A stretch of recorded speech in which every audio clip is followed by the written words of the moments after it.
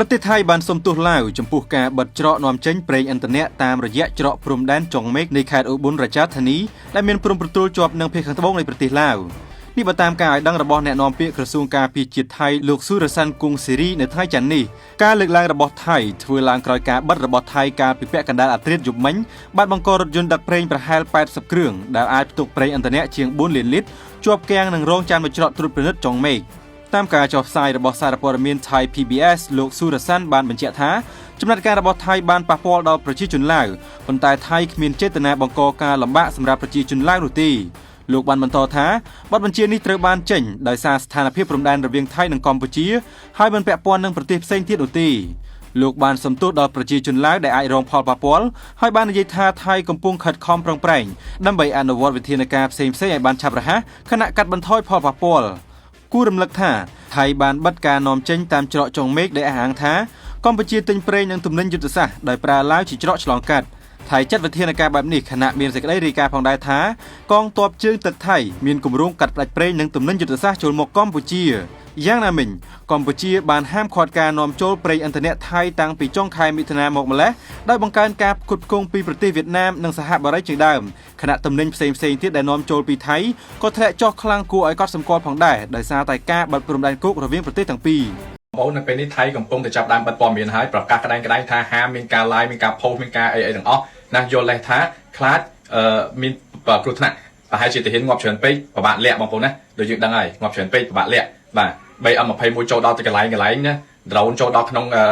ប្រទីតែម្ដងបាទហើយឥឡូវនេះកំពុងតែបិទការលក់ប្រេងឥន្ធនៈទាំងអស់បាទមិនថាទៅទីណាទេគឺបិទទាំងអស់ឥឡូវនេះគឺប្រកាសហើយអាភូមិភាគ2វាប្រកាសហើយបាទអ៊ូក្តែងថាមួយខែក៏អត់ដែរប៉ុន្តែឥឡូវចាប់ដើមបិទហើយបិទអត់ឲ្យលក់ហើយវាកំពុងតែចំបាច់កពួកអ្នករស់ស៊ីធ្វើការនៅស្រុកវាហើយអត់លក់ប្រេងលក់អីហ្នឹងហើយចាំមើលទៅសេដ្ឋកិច្ចឯងអាលាយអូនហើយមួយខ្មែរម្ដងនេះអាលាយសេដ្ឋកិច្ចឯង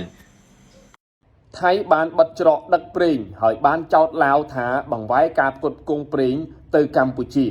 បើបងប្អូនថ្ងៃនេះយើងនិយាយអំពីការដឹកប្រេងម្ដងយោធាថៃបានបញ្ឈប់ការដឹកបញ្ជូនប្រេងឥន្ធនៈដែលឆ្លងកាត់ច្រកព្រំដែនជាមួយប្រទេសឡាវក្រោមហេតុផលចោទប្រកាន់ថាការផ្គត់ផ្គង់ទាំងនោះកំពុងត្រូវបានបង្វែរទៅកាន់ប្រទេសកម្ពុជាខណៈដែលការប្រយុទ្ធគ្នាយ៉ាងសាហាវ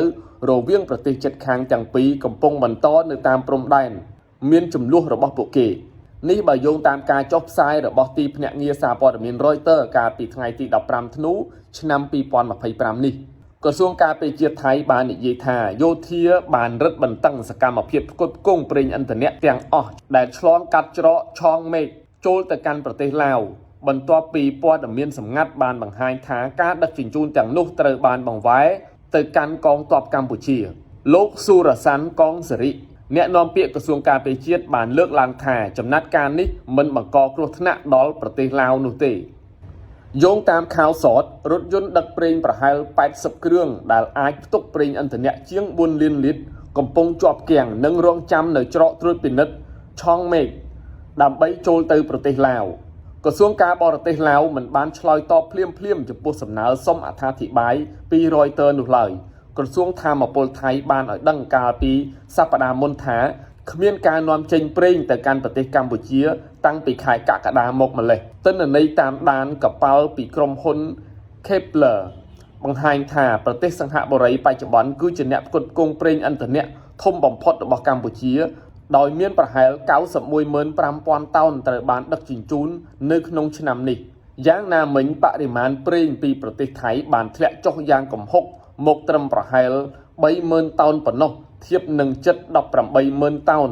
កាលពីឆ្នាំមុនការប៉ះទង្គិចគ្នារវាងកងកម្លាំងកម្ពុជានិងថៃបានផ្ទុះឡើងនៅចំណុចជាច្រើនតាមបណ្ដោយព្រំដែនគោកប្រវែងជាង800គីឡូម៉ែត្រដោយមិនមានសញ្ញាណាមួយនៃការថមថយឡើយបើទោះបីជាមានកិច្ចខិតខំប្រឹងប្រែង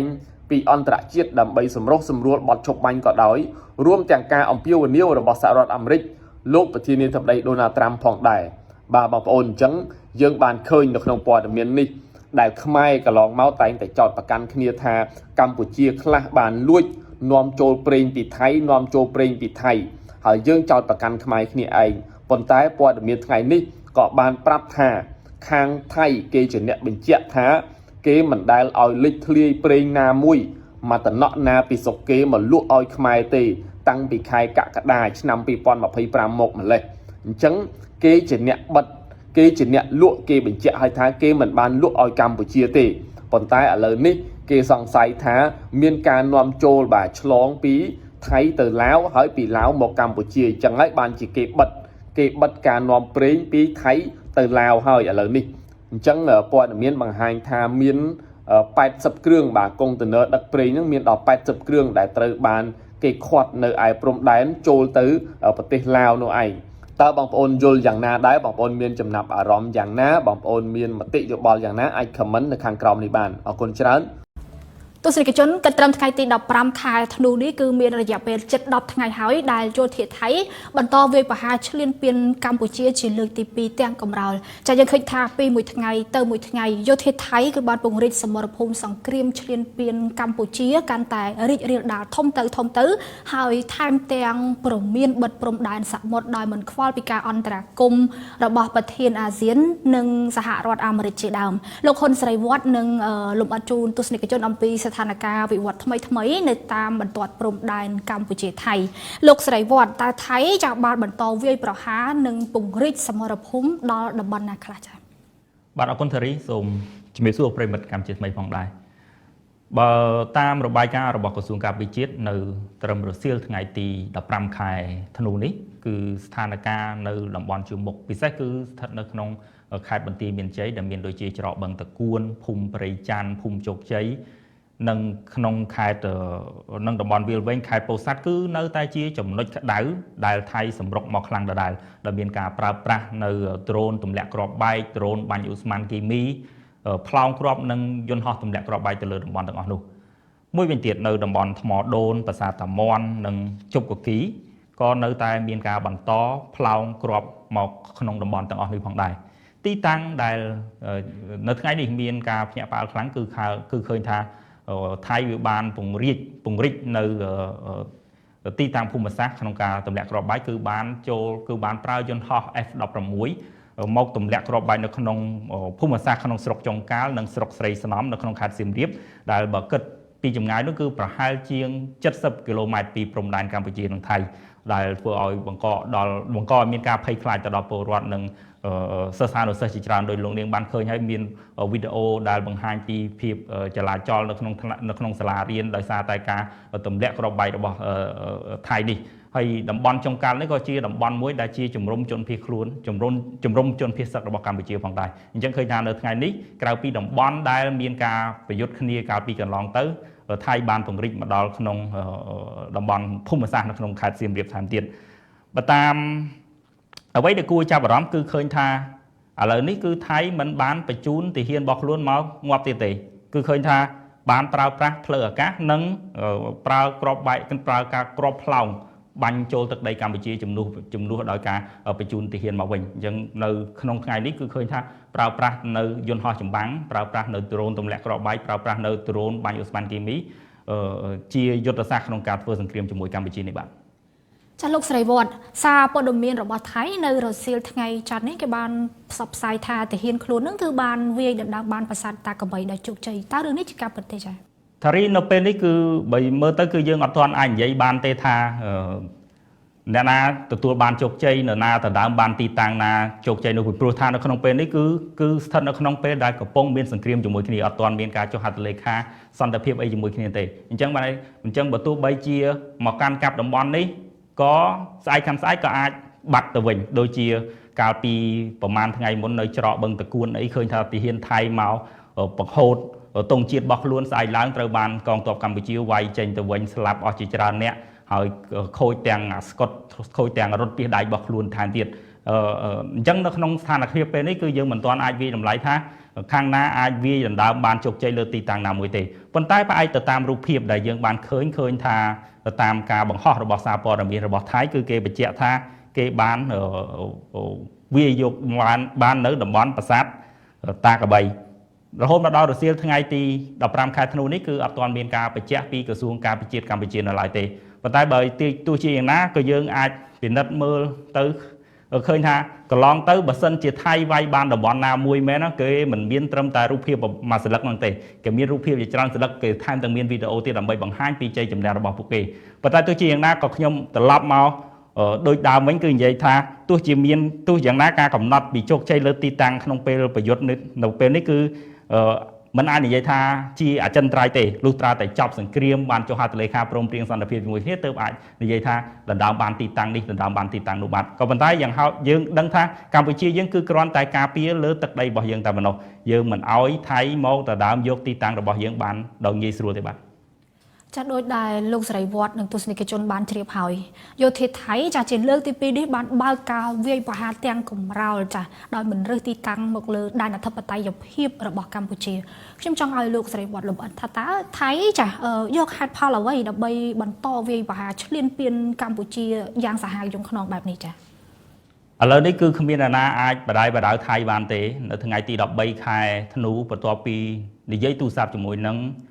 ប្រធានាធិបតីអាមេរិករួចហើយគឺនៅព្រឹកថ្ងៃទី13ខែធ្នូទាហានថៃបានបើកការបាញ់ប្រហារផ្លោងគ្រាប់ចេញពីនាវាចម្បាំងរបស់ខ្លួនមកក្នុងភូមិសាស្ត្រខេត្តកោះកុងនិងប្រើយន្តហោះចម្បាំងទម្លាក់គ្រាប់បែកបំផ្លាញស្ពានជ័យជំនះនៅក្នុងខេត្តពោធិ៍សាត់ថែមទៀតសកម្មភាពទាំងអស់នេះគឺត្រូវបាននាយករដ្ឋមន្ត្រីចាំផ្ទះប្រទេសថៃអនុទីននោះបានសរសេរនៅលើ Facebook របស់ខ្លួននៅព្រឹកថ្ងៃដដែលបានបញ្ជាក់ថាសកម្មភាពយោធាដែលប្រឆាំងជាមួយនឹងកម្ពុជានេះគឺនឹងធ្វើឡើងរហូតទាល់តែថៃមានអារម្មណ៍ថាមានសុវត្ថិភាពគ្មានការគំរាមកំហែងលើទឹកដីនិងប្រជាជនគេប្រើពាក្យថាគេនឹងធ្វើរហូតដល់តែគេមានអារម្មណ៍ថាគេមានសុវត្ថិភាពអញ្ចឹងយើងអត់ដឹងថាអារម្មណ៍របស់គេពេលណាដែលគេមានសុវត្ថិភាពទេខណៈដែលកងទ័ពថៃគឺជាកងទ័ពមួយដែលបើធៀបជាមួយនឹងកម្លាំងទ័ពកម្ពុជាគឺខុសគ្នាឆ្ងាយយើងឃើញហើយមានទាំងយន្តហោះចម្បាំងមានទាំងសម្ភារៈអាវុធទំនើបជាច្រើនក៏ប៉ុន្តែគេនៅតែមានអារម្មណ៍ថាមិនមានសុវត្ថិភាពឡើយទេនៅពេលដែលកងទ័ពកម្ពុជាយើងគេមើលងាយសប្បាយសប្យ៉ាងក៏ប៉ុន្តែគេចាត់ទុកថាកងទ័ពកម្ពុជាយើងគឺជាកងទ័ពដែលគំរាមកំហែងទៅលើទឹកដីនិងប្រជាជនគេនាយករដ្ឋមន្ត្រីកម្ពុជាសម្ដេចធិបតីហ៊ុនម៉ាណែតប្រធានព្រឹទ្ធសភាកម្ពុជាសម្ដេចនាយកហ៊ុនសែនបានបញ្ជាក់ឲ្យថាកម្ពុជាគឺរក្សាការពារតែនៅទឹកដីរបស់ខ្លួនទេមិនមានបំណងមិនមានការចង់ទៅឈ្លានពានលើទឹកដីរបស់ប្រទេសផ្សេងឡើយមួយវិញទៀតការវាយប្រហាររបស់ថៃទៅលើកម្ពុជានេះដោយដែលខ្ញុំបានលើកឡើងចឹងគឺគេបាន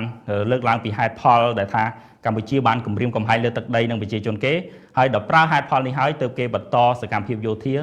មកលើកម្ពុជាដោយគ្មានស្ដាប់អ្នកណាទាំងអស់សារព័ត៌មាននៅក្នុងស្រុកប្រទេសថៃបាន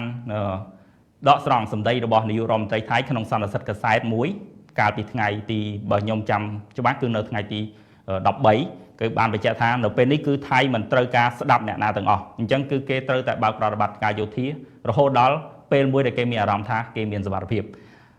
ក្នុងនោះខ្ញុំចាប់អារម្មណ៍ទៅលើអ្នកអភិបាលកិច្ចលោកអុកសេរីសុភ័ក្របានសរសេរលើ Facebook របស់លោកកាលពីថ្ងៃអាទិត្យម្សិលមិញដែលបាននិយាយថាប្រតិបត្តិការសិទ្ធិ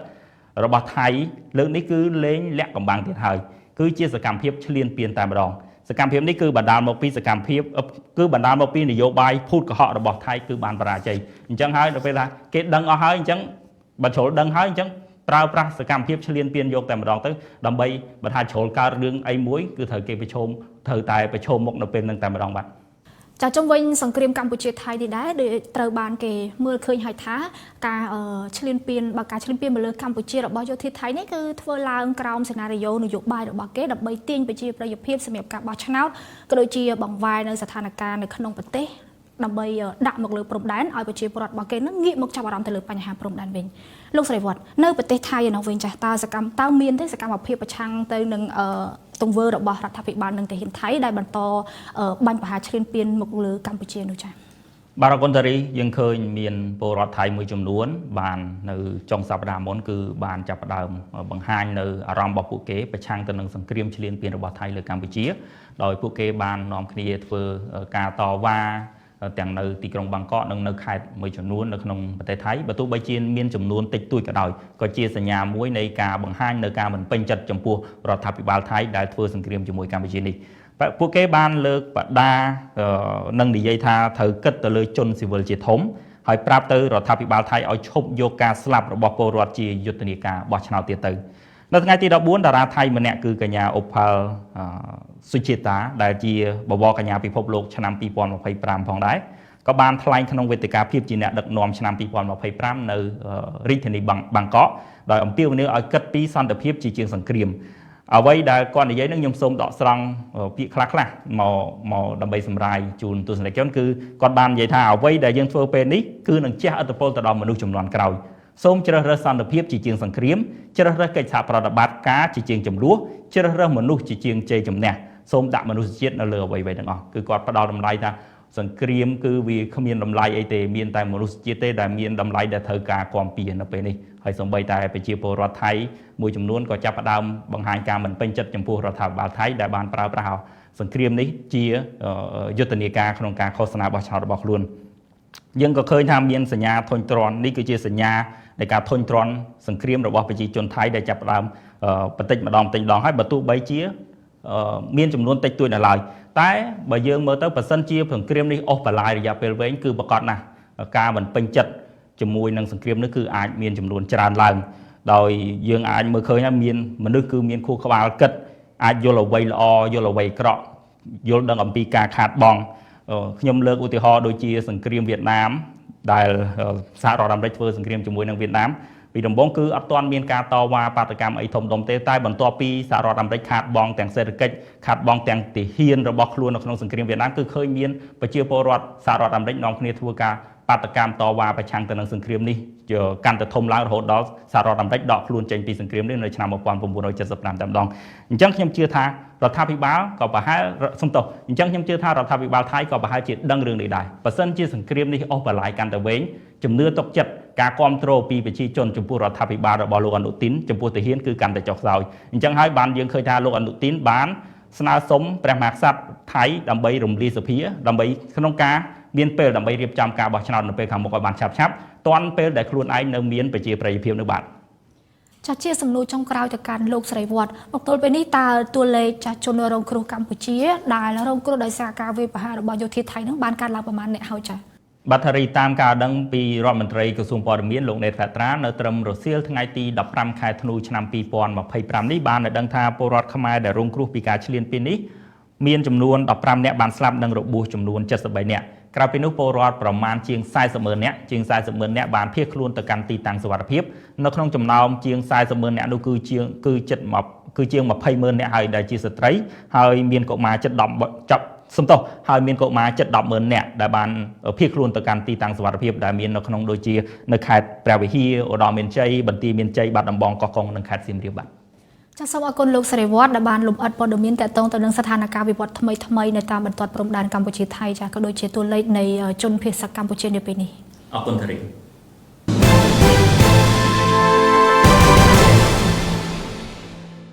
ចាប់ប្រិយមិត្តទូរទស្សនិកជនជាទីមេត្រីក្រសួងមហាផ្ទៃតាមរយៈអ្នកនាំពាក្យប្រលះទៅថៃរឿងចោតកម្ពុជាផ្អាកដំណើរការច្រកព្រំដែនគឺរំលោភច្បាប់អន្តរជាតិខណៈថៃខ្លួនឯងកំពុងវាយប្រហារដល់សហគមន៍ខុសមកលើកម្ពុជា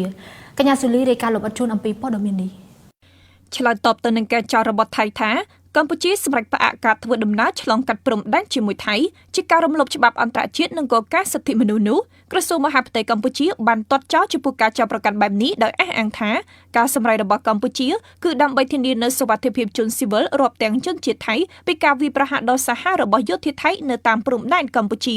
សេចក្តីទាត់ចោទរបស់ក្រសួងមហាផ្ទៃនៅថ្ងៃអាទិត្យទី14ខែធ្នូបានបញ្ជាក់យ៉ាងច្បាស់ថាការផ្អាកនេះគឺជាវិធានការចាំបាច់ដើម្បីកាត់បន្ថយហានិភ័យនៃការស្លាប់និងរបួសរបស់ជនស៊ីវិលពីការបាញ់ប្រហារនៅតាមបណ្ដោយព្រំដែនរវាងប្រទេសទាំងពីរក្នុងពេលដែលសកម្មភាពឈ្លានពានដ៏ខ្លាំងក្លារបស់យោធាថៃនៅតែបន្តដោយប្រើយន្តហោះចម្បាំង F-16 គ្រាប់បែកចង្កោមផ្សែងពុលនិងគ្រាប់ផ្លោងចូលជ្រៅក្នុងដែនអធិបតេយ្យកម្ពុជា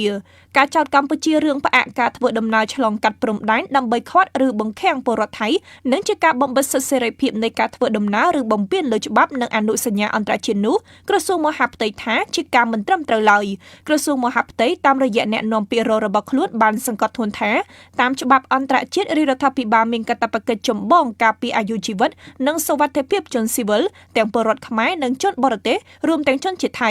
គួរឲ្យដឹងថាបន្ទាប់ពីរដ្ឋាភិបាលកម្ពុជាសម្រេចផ្អាកការធ្វើដំណើរចេញចូលទាំងស្រុងនៅតាមច្រកទ្វារព្រំដែនកម្ពុជាជាមួយថៃចាប់ពីថ្ងៃទី13ខែធ្នូឆ្នាំ2025មកថ្នាក់ដឹកនាំនិងមន្ត្រីជាន់ខ្ពស់រដ្ឋាភិបាលថៃបន្តពីក្រោយដោយបណ្ដាញផ្សព្វផ្សាយថៃផងបានចេញមកថ្លែងការណ៍និងផ្សព្វផ្សាយជាបន្តបន្ទាប់ដោយចាត់ទុកការសម្រេចរបស់កម្ពុជាថាជាការរំលោភបំពានសិទ្ធិមនុស្សផ្ទុយពីច្បាប់និងអនុសញ្ញាអន្តរជាតិទៅវិញជាការឆ្លើយតបបន្ថែមពីអ្នកនាំពាក្យរងក្រសួងមហាផ្ទៃលោកទូចសុខៈផ្ទុយពីការចោទប្រកាន់របស់ថៃខាងលើគឺជាការបង្ហាញភាពកំសោយនៃការងារគ្រប់គ្រងរដ្ឋបាលឬជាការមិនអើពើចំពោះសកម្មភាពឈ្លានពានដ៏សាហាវនិងធ្ងន់ធ្ងររបស់កងទ័ពខ្លួនមកលើកម្ពុជាឬហាក់ដូចជាបញ្ជាក់ពីកង្វះខាតការយល់ដឹងខាងច្បាប់និងអនុសញ្ញាអន្តរជាតិរបស់ថៃទៅវិញជាថ្មីម្ដងទៀតក្រសួងមហាផ្ទៃកម្ពុជាបញ្ជាក់ថាការសម្រេចផ្អាកការធ្វើដំណើរឆ្លងកាត់ព្រំដែនកម្ពុជាទាំងគោកនិងទឹកជាប់ជាមួយថៃនេះគឺអនុវត្តតាមបណ្ដោយព្រំដែនកម្ពុជាថៃតែប៉ុណ្ណោះដោយមិនរាប់បញ្ចូលការធ្វើដំណើរតាមផ្លូវអាកាសឬតាមច្រកទ្វារព្រំដែនកម្ពុជាជាប់ជាមួយប្រទេសផ្សេងនោះឡើយ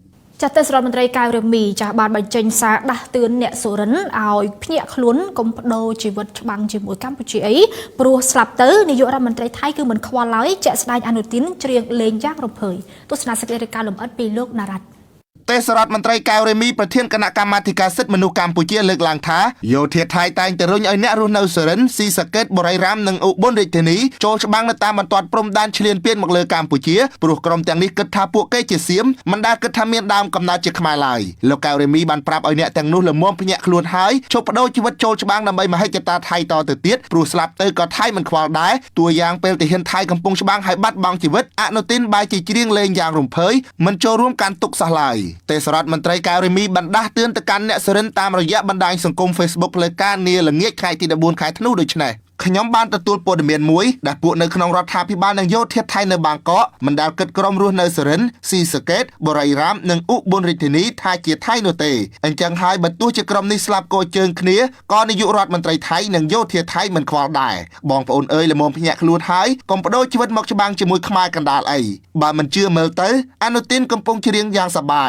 យយោធាថៃបានបើកការឈ្លានពានបាញ់ប្រហារមកលើកម្ពុជាទ្រង់ទ្រាយធំជាថ្មីម្ដងទៀតនៅដើមខែធ្នូដោយប្រើប្រាស់យុទ្ធោបករណ៍ល្មើសច្បាប់អន្តរជាតិជាច្រើនប្រភេទរាប់ចាប់តាំងពីផ្សែងពុលគ្រាប់បែកចង្កោមនិងយន្តហោះចម្បាំងជាដើមក្រុមទាហានថៃដែលថ្នាក់លើរុញឲ្យចូលច្បាំងឈ្លានពានលើកម្ពុជាមួយចំនួនត្រូវបានគេកត់សម្គាល់ឃើញថាជាទាហានដែលចេះភាសាខ្មែរឬអ្នករស់នៅសុរិនបូរីរ៉ាមនិងអ៊ូប៊ុនរាជធានីស៊ីសាកេតជាដើមនៅក្នុងការប្រយុទ្ធជាច្រើនថ្ងៃមកនេះទីក្នុងកងទ័ពថៃបានរាយការណ៍ថាយោធាថៃស្លាប់ជាង 4000 នាក់និងរបួសជិត 10000 នាក់ប៉ុន្តែប្រព័ន្ធផ្សព្វផ្សាយថៃបានរាយការណ៍ថាយោធាថៃចំនួន15នាក់បានស្លាប់បាត់បង់ជីវិតនិងរបួសជាង270នាក់ទោះបីជាទាហានថៃកំពុងតែប្រយុទ្ធឈ្លានពានស្លាប់របួសជាច្រើនអ្នកក៏ដោយនៅល្ងាចថ្ងៃទី14ខែធ្នូឆ្នាំ2025នាយករដ្ឋមន្ត្រីចាំផ្ទះរបស់ថៃអនុទានឆានវរៈគុលហាក់មិនខ្វាយខ្វល់មិនទៅពិធីបុណ្យសពឬកាន់ទុកទាហានរបស់ខ្លួនដែលស្លាប់ឡើយបែរទៅជាផ្សាយផ្ទាល់លើទំព័រ Facebook របស់ខ្លួនស្ដីពីសកម្មភាពច្រៀងលេងយ៉ាងរំភើយទៅវិញគួរដឹងដែរថាកាលពីរសៀលថ្ងៃទី13ខែធ្នូទេសរដ្ឋមន្ត្រីកៅរេមីធ្លាប់បានប្រាប់ក្រុមបញ្ញវន្តធុរជនអ្នកនយោបាយថៃថាបើចង់ឲ្យកម្ពុជាថៃមានសន្តិភាពលែងមានសង្គ្រាមបង្ហូរឈាមគ្នាងាយស្រួលធ្វើធុរកិច្ចប្រជាជនមានប្រាក់ចំណូលខ្ពស់ពលរដ្ឋថៃក្រុមអ្នកបញ្ញវន្តធុរជនអ្នកនយោបាយថៃត្រូវបោះឆ្នោតជ្រើសរើសមេដឹកនាំថ្មីដែលមិនល្មមសង្គ្រាមហើយមិនយកប្រទេសជិតខាងធ្វើជាសត្រូវចេះចាប់ដៃរួមគ្នាបង្កើតកិច្ចសហប្រតិបត្តិការនិងការអភិវឌ្ឍចាស្របពេលដែលថៃប្រមានបិទផ្លូវសមុទ្រអ្នកនាំពាក្យក្រសួងសាធារណការនិងដឹកជញ្ជូនកម្ពុជាវាយបកទៅថៃវិញថាកម្ពុជាគឺមិនមែនជាក្មេងបៀមដៃនោះទេគឺបានត្រៀមលក្ខណៈរួចរាល់ហើយកម្ពុជាមានច្រកដឹកទំនិញចម្រុះតាមសមុទ្រសុធីវីរាយការណ៍ជូនលោកផនរឹមអ្នកនាំពាក្យក្រសួងសាធារណការនិងដឹកជញ្ជូនមានប្រសាសន៍ថាកម្ពុជាមានច្រកដឹកទំនិញតាមសមុទ្រចម្រុះនិងប្រទាក់ក្រឡាដែលមានសក្តានុពលនិងធានាបាននូវឯករាជ្យភាពនិងម្ចាស់ការលើគ្រប់ទម្រង់ស្របតាមច្បាប់និងវិធានអន្តរជាតិការអះអាងបែបនេះគឺបន្ទាប់ពីថៃប្រមានបិទដំណើរការនាវាចរដឹកទំនិញតាមផ្លូវសមុទ្រឆ្លងកាត់ឈូងសមុទ្រថៃចូលមកកាន់ប្រទេសកម្ពុជាដោយពួកទាំងនោះយកលេសផ្សេងៗមកសំអាងក្នុងគោលដៅចិញ្ចឹមមហិច្ឆតាឈ្លានពានបង្កសង្គ្រាមពង្រីកចំនួនជាមួយកម្ពុជាលោកផនរឹមបញ្ជាក់ថាកម្ពុជាមិនមែនជាក្មេងបៀមដៃកម្ពុជាបានគិតគូររឿងនេះនៅបានត្រៀមលក្ខណៈរួចរាល់ឆ្លើយតបគ្រប់ទម្រង់ចំពោះមហិច្ឆតាបង្កសង្គ្រាមពង្រីកទំនាស់របស់ថៃកាលពីថ្ងៃអាទិត្យទី14ខែធ្នូឆ្នាំ2025បញ្ជាការយោធាថៃបានចេញបញ្ជាបិទផ្លូវសមុទ្រដើម្បីទប់ស្កាត់ប្រេងឥន្ធនៈនិងទំនិញយុទ្ធសាស្ត្រផ្សេងទៀតមិនឲ្យចូលមកដល់ប្រទេសកម្ពុជា យ៉ាងណាឈូងសមុទ្រថៃមិនមែនជារបស់ថៃផ្ដាច់មុខទេហើយចំណាត់ការនេះគឺបង្ហាញពីភាពកក្លឿនរបស់ថៃជាមួយប្រទេសដទៃទៀតដែលក៏មានចំណែកនៅក្នុងដែនទឹកនោះដែរដូចជាកម្ពុជាវៀតណាមនិងម៉ាឡេស៊ីជាការពិតការសម្រេចចិត្តរបស់ថៃនៅក្នុងការបិទដែនទឹកនេះទាំងស្រុងដែលរារាំងការដឹកជញ្ជូនស្បៀងអាហារថ្នាំពេទ្យឬទំនិញស៊ីវិលសំខាន់ៗផ្សេងទៀតដែលបណ្ដាលឲ្យមានគ្រោះថ្នាក់ធ្ងន់ធ្ងរដល់ប្រជាជនស៊ីវិលនោះអាចចាត់ទុកថាខុសច្បាប់ក្រោមច្បាប់មនុស្សធម៌អន្តរជាតិបើថៃបិទឈូងសមុទ្រនេះទាំងមូលថៃនឹងរំលោភលើអនុសញ្ញាសហប្រជាជាតិស្តីពីច្បាប់សមុទ្រដែលផ្ដល់សិទ្ធិឲ្យគ្រប់រដ្ឋទាំងអស់មានសេរីភាពនៅក្នុងការធ្វើនាវាចរឆ្លងកាត់ដែនទឹកអន្តរជាតិនិងតំបន់សេដ្ឋកិច្ចផ្ដាច់មុខរបស់រដ្ឋដទៃឈូងសមុទ្រថៃគឺជាដែនទឹកអន្តរជាតិដែលព័ទ្ធជុំវិញដោយប្រទេសចំនួន4មានថៃកម្ពុជាវៀតណាមនិងម៉ាឡេស៊ីដូច្នេះថៃគ្មានសិទ្ធិកំណត់លើការធ្វើនាវាចរឬការបិទទាំងស្រុងនៅដែនទឹកដែលហួសពីដែនទឹកចម្ងាយ22គីឡូម៉ែត្ររបស់ខ្លួននោះទេសរុបទៅឈូងសមុទ្រថៃភាគច្រើនគឺជាតំបន់សេដ្ឋកិច្ចផ្ដាច់មុខឬដែនទឹកអន្តរជាតិដែលតាមធម្មតារដ្ឋមួយមិនមានសិទ្ធិបិទទាំងស្រុងនៅការធ្វើនាវាចរនៅក្នុងតំបន់ទាំងនេះនោះទេសូមជម្រាបថាឈូងសមុទ្រថៃជាផ្នែកមួយនៃសមុទ្រចិនខាងត្បូងមានផ្ទៃក្រឡាប្រហែល32,000គីឡូម៉ែត្រការ៉េនិងជម្រៅមធ្យមប្រហែល58ម៉ែត្រចាចុងវិញសង្គ្រាមបង្ហូរឈាមរវាងកម្ពុជានិងថៃនេះដែរប្រធានាធិបតីកូរ៉េខាងត្បូងលោកលីជេម៉ាយ៉ុងចាបង្ហាញក្តីបារម្ភចំពោះជំនឿកម្ពុជានិងថៃហើយលោកសង្ឃឹមថាប្រទេសទាំងពីរจะអាចដោះស្រាយបានដោយសន្តិវិធីស្រីមានរាយការណ៍ជូនលម្អិតនៅព័ត៌មាននេះលោកលីជេម៉ាយ៉ុងប្រធានាធិបតីនៃប្រទេសកូរ៉េខាងត្បូងបានបង្ហាញពីក្តីបារម្ភចំពោះចំនួនប្រដាប់អាវុធកម្ពុជាថៃដែលកើតឡើងថ្មីនេះហើយលោកក៏សង្ឃឹមថាប្រទេសទាំងពីរអាចចូលតុចរចាដោះស្រាយចំនួនដោយសន្តិវិធីការលើកឡើងនេះធ្វើឡើងនៅថ្ងៃទី11ខែធ្នូឆ្នាំ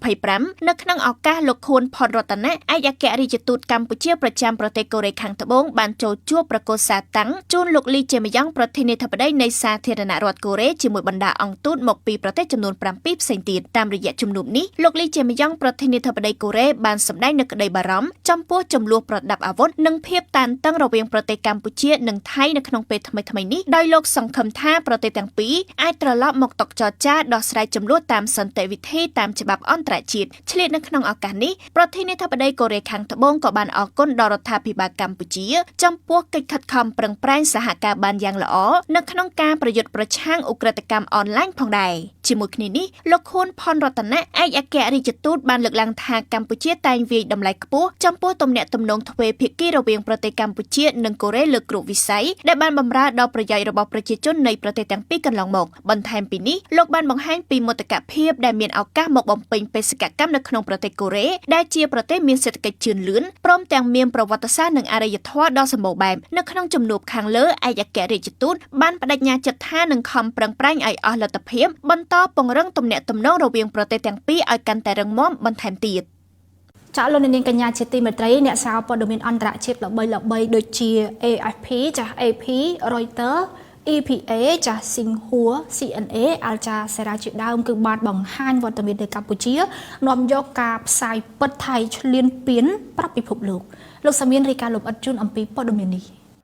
រដ្ឋមន្ត្រីក្រសួងព័ត៌មានលោកណេតភេត្រាបានឲ្យដឹងថាវត្តមានរបស់អ្នកសារព័ត៌មានជាតិនិងអន្តរជាតិនៅតាមបណ្ដោយព្រំដែនបាននាំយកការពិតពីកម្ពុជាទៅដល់ពិភពលោកខណៈទីភ្នាក់ងារសារព័ត៌មានអន្តរជាតិនានាបង្ហាញវត្តមាននៅកម្ពុជានៅក្នុងអំឡុងពេលយោធាថៃធ្វើសកម្មភាពឈ្លានពានប្រដាប់អាវុធមកលើកម្ពុជាជាមួយគ្នានេះលោករដ្ឋមន្ត្រីអគុណដល់ទីភ្នាក់ងារសារព័ត៌មានបារាំង AFP AP Reuters EPA Xinhua Al Jazeera Phoenix និងបណ្ដាញសារព័ត៌មានអន្តរជាតិផ្សេងទៀតដែលបានផ្សព្វផ្សាយអត្ថបទពីទីភ្នាក់ងារសារព័ត៌មានធំៗដូចជា CNN, France 24, Le Monde, BBC, Bloomberg, Wall Street Journal, The Guardian, The Times, The Independent, The Straits Times ជាដើមជាពិសេសអ្នកសារព័ត៌មានជាតិកម្ពុជានានាដែលបានចុះយកព័ត៌មានយ៉ាងសស័ក្តិសស្រាំនៅតាមបណ្ដាខេត្តដែលជាសមរភូមិប្រយុទ្ធនៅក្នុងអំឡុងសង្គ្រាមឈ្លានពានពីសំណាក់យោធាថៃមកលើកម្ពុជាវិទ្យុនិងទូរទស្សន៍ជាតិកម្ពុជាទីភ្នាក់ងារសារព័ត៌មានកម្ពុជា AKP ដើរតួនាទីមជ្ឈមណ្ឌលកណ្ដាលផ្ដល់ព័ត៌មានពីសមរភូមិមុខស្ថានីយ៍វិទ្យុទូរទស្សន៍ឯកជន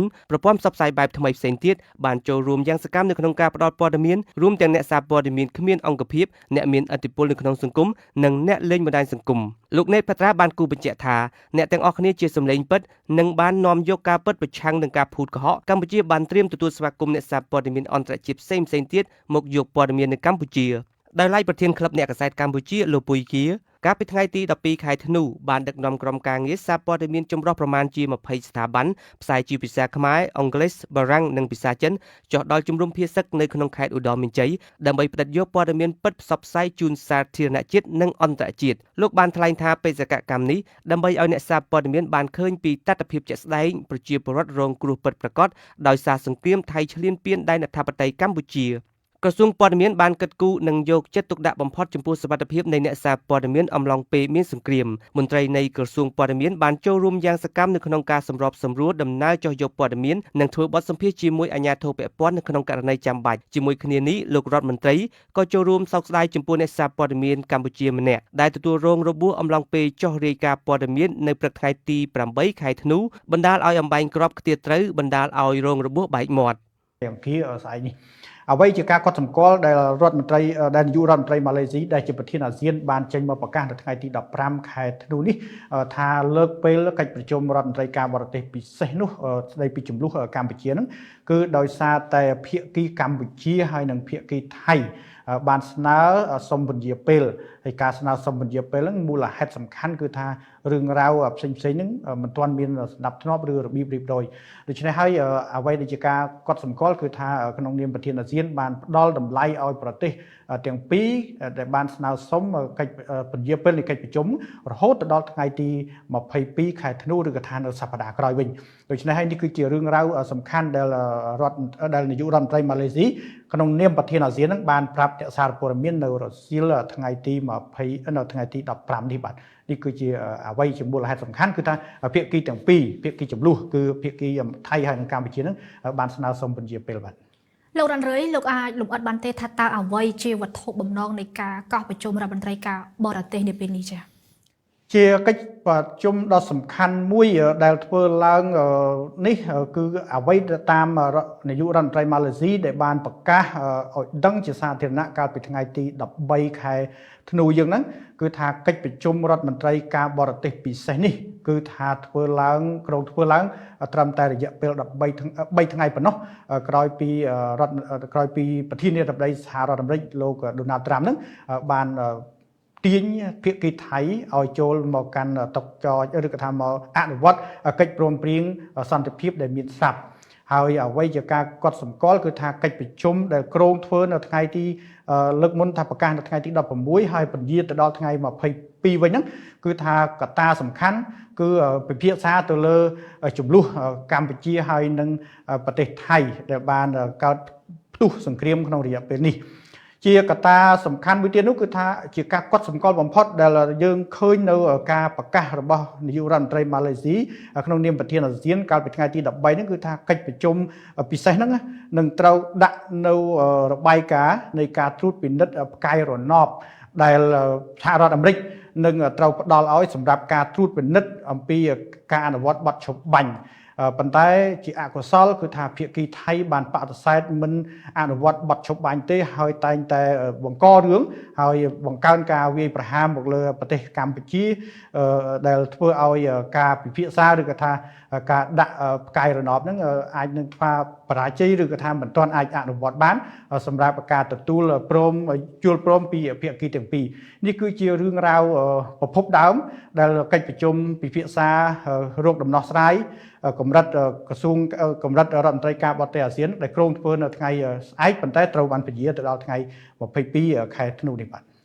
ចាលោកបានលើកឡើងហើយថាកិច្ចប្រជុំរដ្ឋមន្ត្រីការបរទេសអាស៊ានដែលនឹងគ្រោងធ្វើឡើងនេះគឺដើម្បី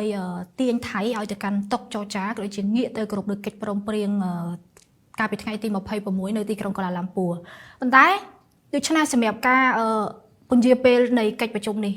អាចបានន័យថាភាគីថៃនឹងវាយប្រហារមកលើកម្ពុជាតាមទំនឹងចិត្តឬយ៉ាងណាលោករ៉ាន់រ៉េសម្រាប់ចំណុចនេះខ្ញុំបាន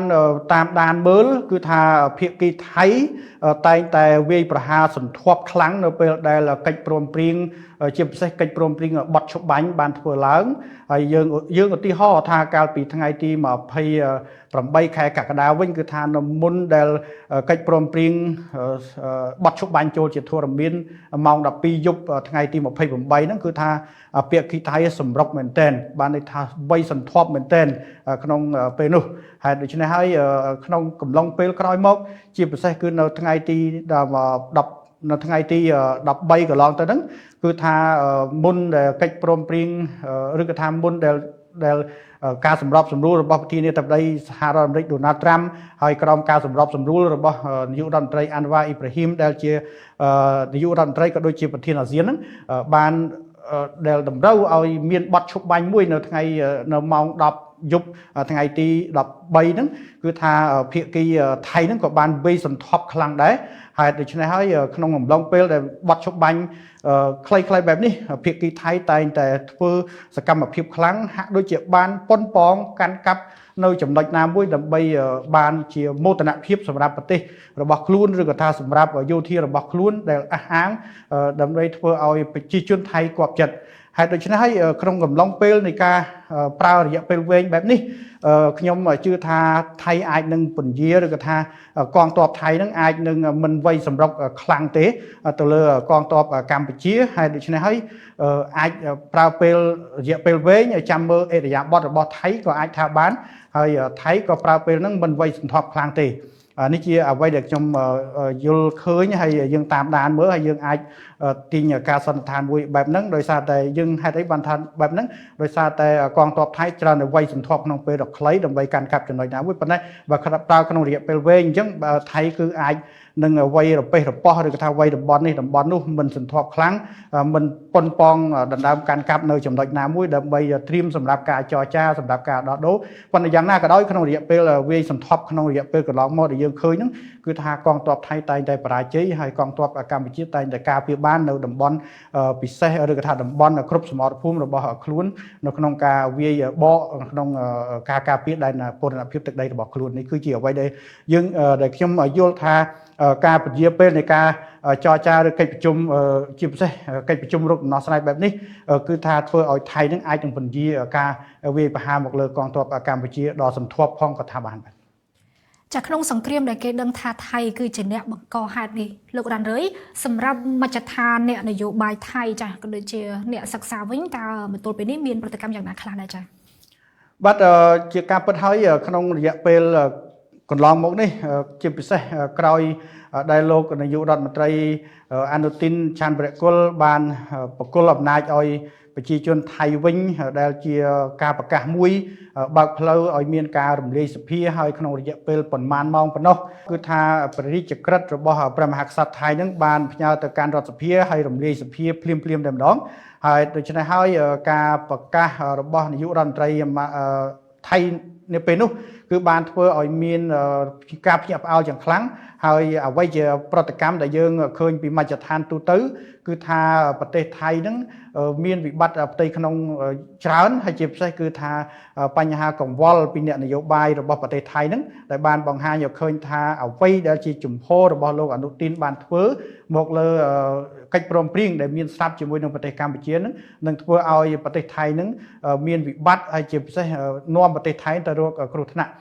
ជាការកត់សម្គាល់គឺថានៅថ្ងៃទី13ខែធ្នូគឺថានៅក្រោយដែលរដ្ឋក្រោយប្រធានាធិបតីសហរដ្ឋអាមេរិកបានជួបប្រជុំតាមទូរស័ព្ទជាមួយនឹងនាយករដ្ឋមន្ត្រីម៉ាឡេស៊ីក៏ដូចជានាយករដ្ឋមន្ត្រីថៃលោកអនុទីនហ្នឹងក៏បានឃើញថាជាពិសេសគឺគណៈបកប្រជាជនថៃតែម្ដងបានជួបប្រជុំថ្នាក់ដឹកនាំបករបស់ខ្លួនហើយបានបង្ហាញនៅសារសុំទោសទៅដល់ប្រជាជនរបស់ប្រទេសថៃដែលការគ្រប់គ្រងរបស់ពួកគេទៅកាន់លោកអនុទីនឲ្យធ្វើជានាយករដ្ឋមន្ត្រីគឺជាកំហុសហើយអ្វីជាការកត់សម្គាល់ដោយសារនយោបាយនៅក្នុងពេលនោះគឺយើងឃើញថាជាសារនយោបាយដែលកើតឡើងនៅមុនកិច្ចព្រមព្រៀងនៅមុនដែលប្រទេសថៃត្រូវអនុវត្តបទឈប់បាញ់ជាលើកទី2ក្រោយពីរដ្ឋប្រជុំជាមួយនឹងប្រធានាធិបតីម៉ាឡេស៊ីប្រធានាធិបតីសហរដ្ឋអាមេរិកគឺថាខាងគណៈបកប្រជាជននឹងបានទាមទារឲ្យមានការកែតម្រង់នយោបាយហើយក៏ដូចជាបានសារបង្ហោះសារឲ្យមានការកែតម្រង់នយោបាយជាការចាំបាច់សម្រាប់ប្រទេសថៃទៅពេលអនាគតហើយ អ្វីជាការកត់សម្គាល់ដែរគឺថាគណៈបកប្រជាជនបានសុំទោសទៅដល់អ្នកគ្រប់គ្រងរបស់ប្រទេសថៃហើយជាការកត់សម្គាល់ដែរគឺថាគណៈបកប្រជាជនរបស់ប្រទេសថៃហ្នឹងគឺបាននឹងដាក់នៅគោលនយោបាយឲ្យបានល្អហើយក៏ដូចជាតំណាងនៅតាមការបោះឆ្នោតផ្សេងនៅគ្រប់មណ្ឌលទាំងអស់ដើម្បីធ្វើយ៉ាងណាធានាការបោះឆ្នោតមួយដែលត្រូវបានឈ្នះលើសលប់ដើម្បីកែរដ្ឋធម្មនុញ្ញឲ្យបាននេះគឺជាអ្វីដែលជាសារសំខាន់មួយទៀតដែលយើងឃើញពីខាងមជ្ឈដ្ឋានអ្នកសិក្សាវិញជាពិសេសអ្នកបណ្ឌិតសិក្សាស្រាវជ្រាវផ្សេងដូចជាបានប្រាប់នៅបណ្ដាញទូរទស្សន៍ CNN អីជាដើមហ្នឹងឃើញបង្ហាញឲ្យឃើញថាជាជំហរមួយដ៏បរាជ័យដែលលោកអនុทิនបានប្រកាន់យកនៅការធ្វើសង្គ្រាមជាមួយនឹងប្រទេសកម្ពុជា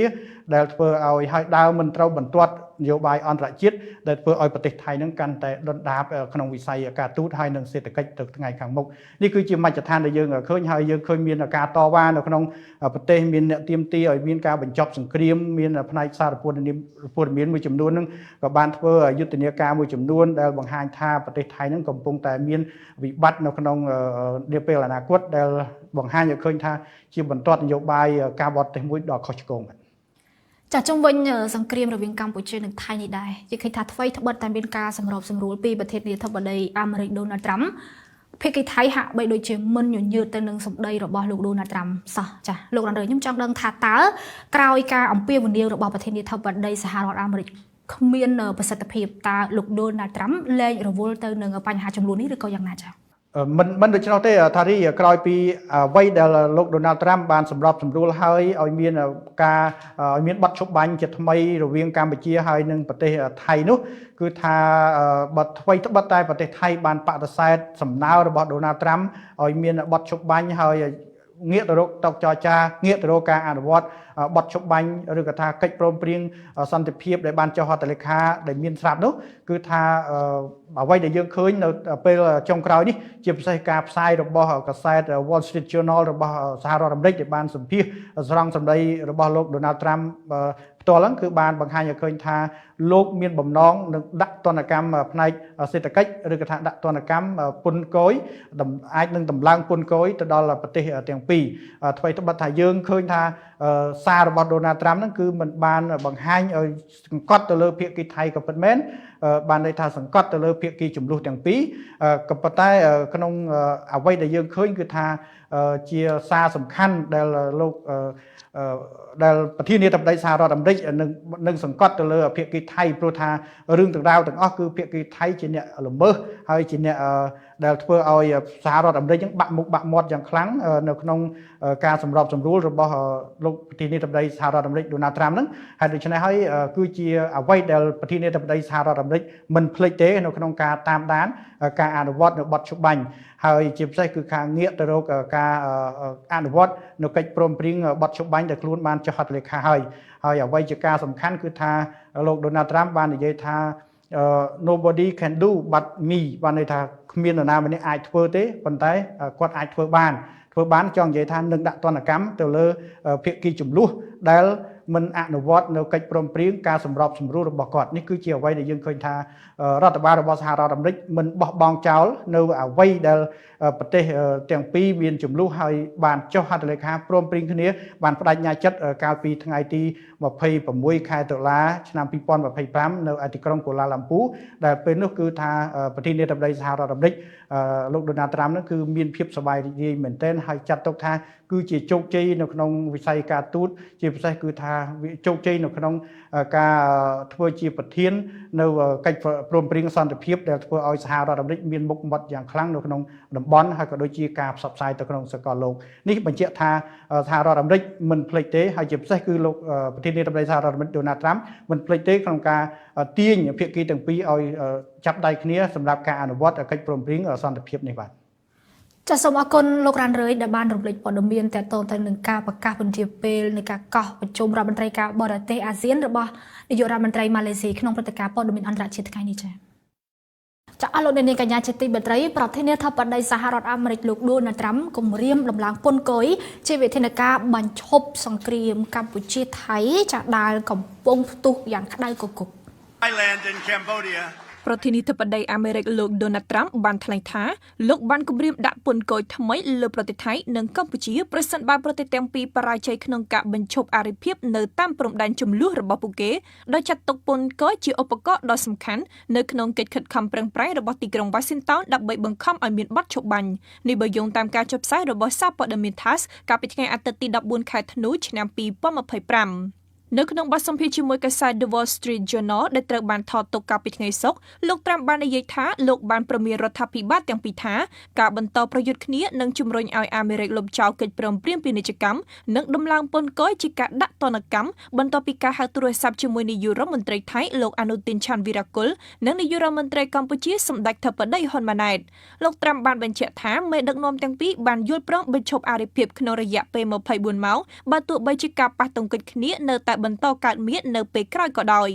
លោក Trump បានអះអាងថាពន្ធគយគឺជាឧបករណ៍ចាំបាច់នៃគោលនយោបាយការបរទេសរបស់លោកសម្ដីនេះបានកើតឡើងចំពេលដែលមានអំពើហិង្សាជាថ្មីនៅតាមព្រំដែនកម្ពុជាថៃដែលការប៉ះទង្គិចគ្នានៃកងកម្លាំងប្រដាប់អាវុធបានផ្ទុះឡើងកាលពីថ្ងៃទី7 ខែធ្នូហើយបានរីករាលដាលទៅជាការវាយប្រហារតាមផ្លូវអាកាសនិងការបាញ់ប្លង់កាំភ្លើងធំ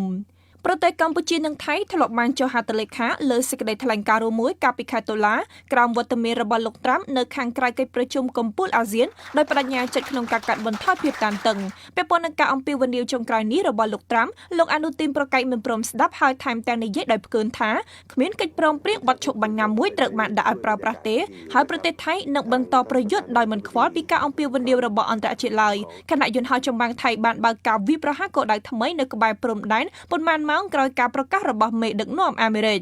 ចាប់ពាក់ព័ន្ធទៅនឹងស្ថានភាពចំនួនរវាងកម្ពុជានិងថៃនេះដែរ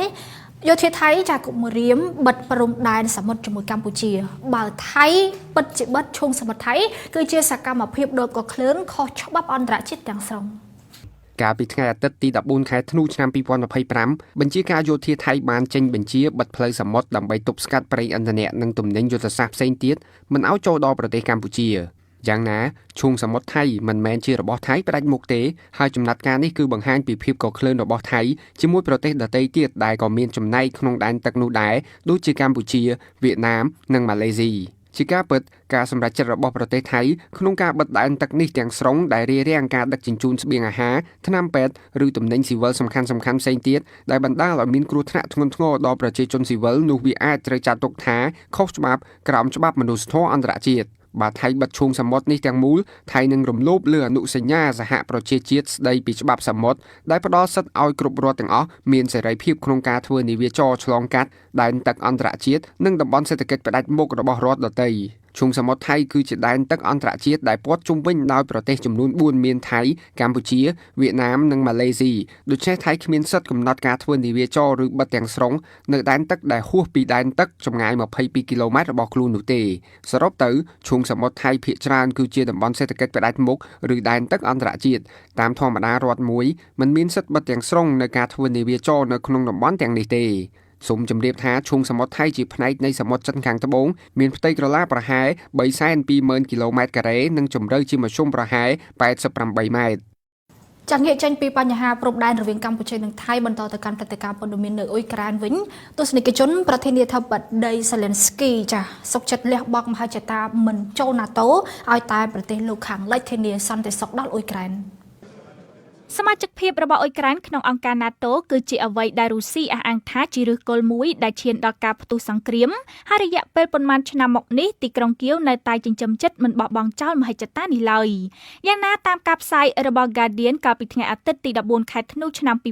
2025ក្នុងជំនួបជាមួយប្រេសិតអាមេរិកប្រធានាធិបតីអ៊ុយក្រែន Volodymyr Zelensky បានបង្ហើបថាអ៊ុយក្រែនសុខចិត្តឈប់ប៉ងប្រាថ្នាចូល NATO ឲ្យតែលោកខាងលិចផ្ដល់ការធានាសន្តិសុខដល់ប្រទេសរបស់លោកឆ្លើយប្រាប់អ្នកសារព័ត៌មានក្រោយជំនួបពិភាក្សារយៈពេល5ម៉ោងជាមួយលោក Steve Witkoff ដែលធ្វើឡើងនៅទីក្រុង Belang ប្រទេសអាល្លឺម៉ង់ជាមួយលោក Zelensky ប្រាប់ថាតាំងពីដំបូងមកបំណងប្រាថ្នារបស់អ៊ុយក្រែនគឺចង់ចូល NATO ណាស់ព្រោះនេះគឺជាការធានាសន្តិសុខយ៉ាងពិតប្រាកដយ៉ាងណាដៃគូមួយចំនួនមកពីសហរដ្ឋអាមេរិកនិងអឺរ៉ុបមិនគាំទ្រទិសដៅនេះទេដូច្នេះហើយបច្ចុប្បន្នការធានាសន្តិសុខទ្វេភាគីរវាងអ៊ុយក្រែននិងសហរដ្ឋអាមេរិកដោយការធានាក្រោមមាត្រា5របស់ NATO និងការធានាសន្តិសុខពីសហការីអឺរ៉ុបក៏ដូចជាប្រទេសដទៃទៀតរួមមានកាណាដានិងជប៉ុន គឺជាឱកាសមួយដើម្បីទប់ស្កាត់ការឈ្លានពានរបស់រុស្ស៊ីមួយលើកទៀតស្របពេលជាមួយគ្នានោះប្រេសិដអាមេរិកវីតខូវក៏និយាយដែរថាជំនួបជាមួយលោកសេឡេនស្គីគឺទទួលបានផ្លែផ្កាគួរឲ្យកត់សម្គាល់សូមជម្រាបថារឿងអ៊ុយក្រែនចូល NATO ត្រូវបានរុស្ស៊ីប្រមានរួចមកហើយថាខ្លួននៅតែមិនអាចទទួលយកបានហើយទ្វីបអឺរ៉ុបនឹងកើតមហន្តរាយបើរឿងនេះកើតឡើងមែនអ្នកនាំពាក្យក្រសួងការបរទេសរុស្ស៊ីលោកស្រី Maria Zakharova ធ្លាប់លើកឡើងថាទីក្រុងមូស្គូមិនអាចទទួលយកសមាជិកភាព NATO របស់អ៊ុយក្រែនបានឡើយព្រោះវានឹងបង្កការគំរាមកំហែងយ៉ាងធ្ងន់ធ្ងរដល់សន្តិសុខរបស់រុស្ស៊ីហើយអាចបង្កឲ្យមានផលវិបាកដ៏មហន្តរាយសម្រាប់ទ្វីបអឺរ៉ុបទាំងមូលលោកស្រីបន្ថែមថាអ៊ុយក្រែនគួរតែបំភ្លេចសន្យាអំឡុងកិច្ចប្រជុំកំពូល NATO នៅទីក្រុងប៊ុយការ៉េសនៃប្រទេសរ៉ូម៉ានីក្នុងឆ្នាំ2008ទៅដែលកាលនោះទីក្រុងគៀវត្រូវគេសន្យាឲ្យខ្លួនចូលក្នុងសម្ព័ន្ធភាពយោធាដឹកនាំដោយអាមេរិកមួយនេះចាប់ព្រឹត្តិការណ៍ព័ត៌មានអន្តរជាតិចុងក្រោយលោកអ្នកនាងខ្មាន់កំភ្លើងជាឪពុកនិងកូនចាស់បានបើកការបាញ់រះដ៏រន្ធត់នៅឆ្នេរប៊ុនឌីប្រទេសអូស្ត្រាលីបណ្ដាលឲ្យស្លាប់មនុស្សជាង10នាក់របួស40នាក់កត្រឹមព្រឹកថ្ងៃទី15ខែធ្នូឆ្នាំ2025តួលេខមនុស្សស្លាប់នៅក្នុងការបាញ់រះដ៏រន្ធត់នៅឆ្នេរប៊ុនដៃក្នុងប្រទេសអូស្ត្រាលីបានកើនឡើង16នាក់ហើយខណៈ40នាក់ទៀតរងរបួសតាមការផ្សាយរបស់ BBC ខ្មាន់កំភ្លើងជាឪពុកកូនបានបាញ់រះសម្លាប់មនុស្សយ៉ាងរង្គាលស្របពេលដែលមនុស្សជាង 1000 នាក់កំពុងជួបជុំគ្នាដើម្បីអបអរពិធីបុណ្យហានូកាប៉ូលីសបានកំណត់អត្តសញ្ញាណខ្មាន់កំភ្លើងទាំងពីរនាក់ដែលម្នាក់ជាឪពុកឈ្មោះសាជិតអាក្រាមអាយុ50ឆ្នាំដែលត្រូវបានប៉ូលីសបាញ់ស្លាប់នៅនឹងកន្លែងកើតហេតុចំណែកកូនប្រុសឈ្មោះណាវីតអាក្រាមអាយុ24ឆ្នាំបច្ចុប្បន្នស្ថិតនៅក្នុងការឃុំឃាំងរបស់ប៉ូលីសនៅក្នុងស្ថានភាពធ្ងន់ធ្ងរសាជិតគឺជាអ្នកកាន់អាជ្ញាប័ណ្ណអាវុធស្របច្បាប់ដែលមានកាំភ្លើងចូលបញ្ជីចំនួន6ដើមគេជឿថាកាំភ្លើងទាំង6នោះត្រូវបានប្រើប្រាស់ទាំងអស់នៅក្នុងការវាយប្រហារនេះប៉ូលីសរដ្ឋ New South Wales បានប្រកាសថានេះគឺជាការវាយប្រហារភេរវកម្មដែលកំណត់គោលដៅលើជនជាតិឆ្វេងដែលប៉ូលីសក៏បានបើកការស៊ើបអង្កេតផងដែរនិងស្វែងរកខ្មាន់កាំភ្លើងទី3បន្ទាប់ពីទស្សនាលំអិតនៅព្រឹត្តិការណ៍ព័ត៌មានជាតិនិងអន្តរជាតិដែលនេះខ្ញុំបានជម្រាបជូនចាប់ពេលនេះការផ្សាយកម្មវិធីកម្ពុជាថ្មី Real Time ក៏បានឈានមកដល់ទីបញ្ចប់នេះខ្ញុំនិងក្រុមការងារសូមអរគុណនិងសូមជម្រាបលា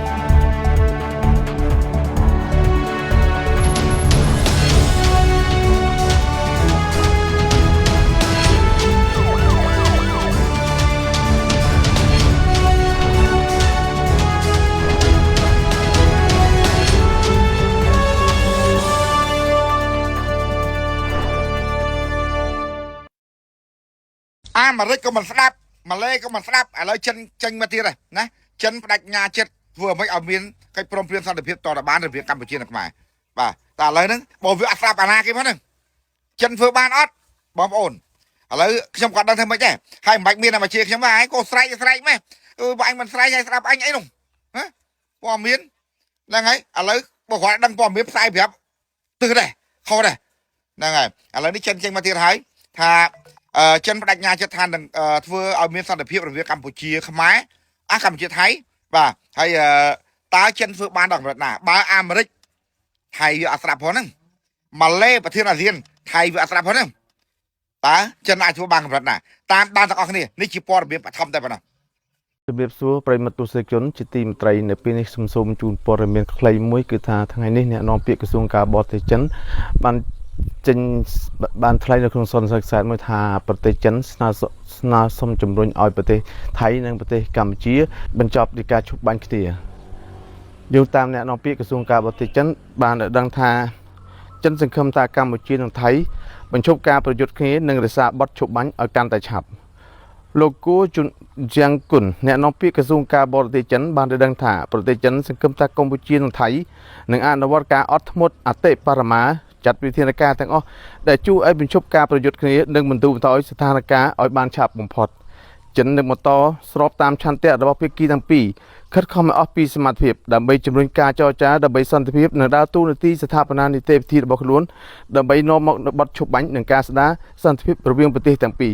សូមបញ្ជាក់ថាកាលពីម្សិលមិញប្រទេសថៃបានបើកយុទ្ធនាការបាញ់បំផ្លាញស្ពានជាច្រើនក៏ដូចជាផ្លូវនៅក្នុងប្រទេសកម្ពុជាដែលជាការឈ្លានពានទាំងកំរោលហើយផ្លូវហេដ្ឋារចនាសម្ព័ន្ធនោះគឺជាការចេញពីកិច្ចសហប្រតិបត្តិការរវាងកម្ពុជាចិនគឺស្ថិតនៅលើគម្រោងផ្លូវ BRI ផ្លូវនិងខ្សែក្រវ៉ាត់ដែលអ្នកវិភាគបាននិយាយថាចិនមិនអនុញ្ញាតជាដាច់ខាតឲ្យប្រទេសថៃធ្វើការបំផ្លិចបំផ្លាញនៅផ្លូវយុទ្ធសាស្ត្ររបស់ចិននៅក្នុងប្រទេសកម្ពុជាដែលជាប់សេដ្ឋកិច្ចមួយដ៏សំខាន់រវាងកម្ពុជាចិនខ្ញុំសយជពីសូមអរគុណ ថៃ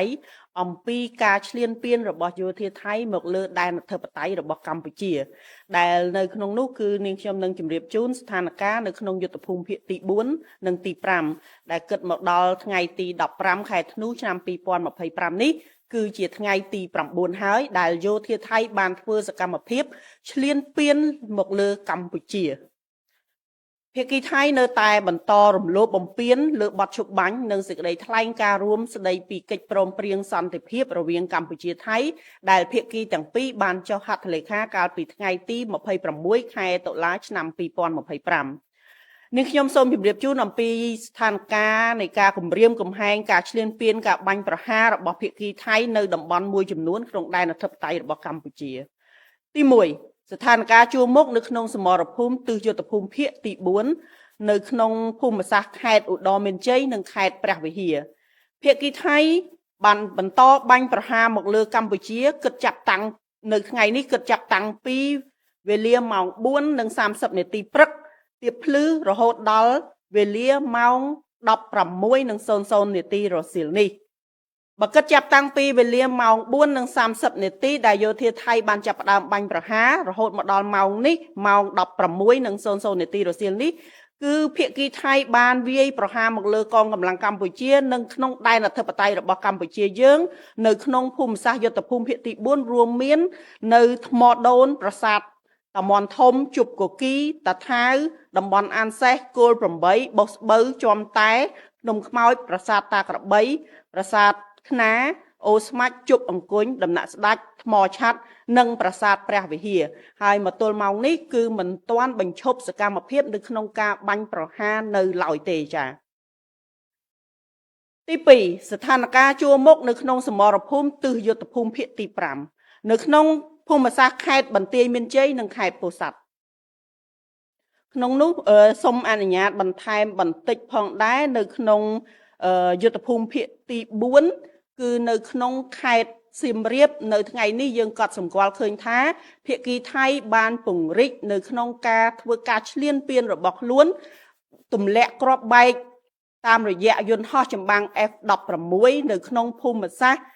ស្រុកស្រីស្នំខេត្តសៀមរាបផងដែរដែលនេះយើងក៏សម្គាល់ឃើញថាភាគីថៃ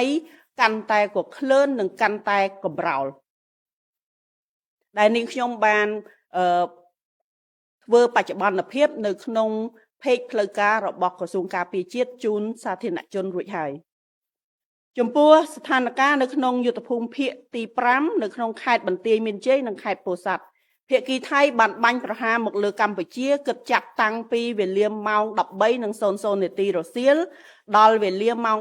16:00 នាទីរសៀលនៅថ្ងៃនេះគឺនៅវេលាម៉ោង 15:10 នាទីយោធាថៃបានបាញ់ផ្លោងចូលទៅក្នុងភូមិសាស្ត្រភូមិព្រៃច័ន្ទនៅវេលាម៉ោង 15:14 នាទីកម្លាំងថ្មើរជើងរបស់យោធាថៃអមដោយរថក្រោះបានព្យាយាមរុលចូលទៅក្នុងមុខភូមិសាស្ត្រភូមិជោគជ័យនៅវេលាម៉ោង 15:19 នាទីយោធាថៃបានបាញ់ផ្លោងចូលភូមិសាស្ត្រតំបន់អភិវឌ្ឍភ្នំឆាតចំនួន2គ្រាប់ដោយនៅក្នុងឃុំគោករមៀតស្រុកថ្មពួកខេត្តបន្ទាយមានជ័យនៅវេលាម៉ោង 15:41 នាទីយោធាថៃបានប្រើប្រាស់យន្តហោះចម្បាំង F16 ហោះរំលោភចូលក្នុងដែនអធិបតេយ្យដែនអាកាសនៅក្នុងដែនអធិបតេយ្យរបស់កម្ពុជាចំពោះស្ថានភាពនៅក្នុងភូមិសាស្ត្រដទៃផ្សេងទៀតមានសភាពស្ងាត់ស្ងាត់ប៉ុន្តែកងកម្លាំងរបស់កម្ពុជាបន្តតាមដានដោយយកចិត្តទុកដាក់និងប្រុងប្រយ័ត្នខ្ពស់ជានិច្ចក្រសួងការពារជាតិកម្ពុជាសូមធ្វើការច្រានចោលចំពោះទាំងស្រុងចំពោះការផ្សព្វផ្សាយព័ត៌មានคล้ายៗបំភ្លៃខុសពីការពិតរបស់ភាគីថៃដែលបានចោទប្រកាន់លាបពណ៌មកលើកម្ពុជាដែលផ្ទុយស្រឡះខុសពីការពិតទាំងស្រុងក្រសួងការពារជាតិសូមធ្វើការបញ្ជាក់ជូនសារជាថ្មីថាគោលដៅនៃការវាយប្រហារការពារខ្លួនរបស់កម្ពុជាគឺផ្ដោតតែលើគោលដៅយោធាថៃប៉ុណ្ណោះមិនសំដៅលើគោលដៅស៊ីវិលឬក៏ទីកន្លែងស៊ីវិលណាមួយឡើយប៉ុន្តែភាគីថៃទៅវិញទេដែលធ្វើការវាយប្រហារលើទីតាំងស៊ីវិលប្រជាជនស៊ីវិលរបស់កម្ពុជាដែលធ្វើឲ្យប្រជាជនស្លូតត្រង់ស៊ីវិលរបស់កម្ពុជាបានបាត់បង់ជីវិតនិងរបួសកើនឡើងចំនួនបន្ថែមទៀតបើគិត ត្រឹមថ្ងៃទី15ខែធ្នូឆ្នាំ2025នេះគិតត្រឹមវេលាម៉ោង 7:00 នាទីព្រឹកហើយអ្វីដែលគួរឲ្យកត់សម្គាល់ផងដែរថាចំនួននៃការប្រើប្រាស់យន្តហោះចម្បាំង F16 ទម្លាក់គ្រាប់បែកនិងការប្រើប្រាស់គ្រាប់បែកចង្កោមរបស់យោធាថៃវាយប្រហារមកលើកម្ពុជាកាន់តែមានចំនួនទំហំកើនឡើងជាលំដាប់និងពង្រីកការបាញ់ប្រហារមកលើកម្ពុជាកាន់តែចូលមកជ្រៅក្នុងដែនអធិបតេយ្យដោយនៅថ្ងៃនេះគឺមានការទម្លាក់គ្រាប់បែកពីយន្តហោះ F16 ចូលមកដល់ក្បែរជំរំជនភៀសសឹកនៅក្នុងភូមិសាស្ត្រស្រុកស្រីស្នំខេត្តសៀមរាបបន្ថែមទៀតអ្នកនាំពាក្យក្រសួងការពារជាតិសូមទាមទារឲ្យយោធាថៃបញ្ឈប់នៅរាល់ទង្វើឈ្លានពានរបស់ខ្លួនបញ្ឈប់ការផ្សព្វផ្សាយព័ត៌មានបំភ្លៃខុសពីការពិតបញ្ឈប់ការវាយប្រហារដោយមិនរើសអើងនិងមិនរើសគោលដៅពិសេសចំទៅលើជនស៊ីវិលប្រជាជនស៊ីវិលស្លូតត្រង់និងហេដ្ឋារចនាសម្ព័ន្ធស៊ីវិលបញ្ឈប់ការវាយប្រហារបំភ្លេចបំផ្លាញទីតាំងប្រវត្តិសាស្ត្រដែលមិនត្រឹមតែជាសម្បត្តិវប្បធម៌ដ៏មានតម្លៃសម្រាប់របស់កម្ពុជាប៉ុណ្ណោះទេប៉ុន្តែសម្រាប់ប្រជាជននិងមនុស្សជាតិទាំងមូលផងដែរនិងបញ្ឈប់ការផ្សព្វផ្សាយព័ត៌មានពិតមិនពិតសប្រែទៅជាខ្មៅក្នុងន័យនេះកម្ពុជាសូមអំពាវនាវឲ្យសហគមន៍អន្តរជាតិកោតទោសយ៉ាងម៉ឺងម៉ាត់ចំពោះការរំលោភបំពាននៅសេចក្តីថ្លែងការណ៍រួមស្តីពីកិច្ចព្រមព្រៀងសន្តិភាពរវាងកម្ពុជាថៃនិងសកម្មភាពឧក្រិដ្ឋកម្មសង្គ្រាមខុសច្បាប់របស់ថៃម្ដងហើយម្ដងទៀតដោយទាមទារឲ្យថៃទទួលខុសត្រូវទាំងស្រុងចំពោះការរំលោភបំពានដ៏កម្រោលនេះកម្ពុជាអំពាវនាវឲ្យថៃបញ្ឈប់រាល់អរិភាពបន្ទាន់ដោយដកកម្លាំងចេញពីដែនអធិបតេយ្យរបស់កម្ពុជានិងជៀសវាងការសកម្មភាពឈ្លានពានគំរាមកំហែងដល់សន្តិភាពនិងស្ថិរភាពនៅក្នុងតំបន់សូមគូបញ្ជាក់ផងដែរថាគិតមកដល់វេលាម៉ោងនេះវីរៈកងទ័ពនិងវីរៈនគរបាលកម្ពុជាបាននឹងកំពុងបន្តឈរជើងយ៉ាងរឹងមាំស្មារតីមូមុតនឹងនៅតែតស៊ូប្រយុទ្ធយ៉ាងស្វិតស្វាញតតាំងជាមួយនឹងសត្រូវឈ្លានពាននៅគ្រប់សមរភូមិទាំងអស់នៅក្នុងការបំពេញតួនាទីរបស់ខ្លួនដើម្បីការពារបូរណភាពទឹកដីរបស់កម្ពុជាយើងក៏សូមបញ្ជាក់ឡើងវិញនៅសិទ្ធិស្វ័យការពារដែនអធិបតេយ្យភាពរបស់យើងដោយដែលមានចែងនៅក្នុងច្បាប់អន្តរជាតិដើម្បីការពារបូរណភាពទឹកដីនិងប្រជាជនរបស់យើងទោះបីក្នុងតម្លៃណាក៏ដោយ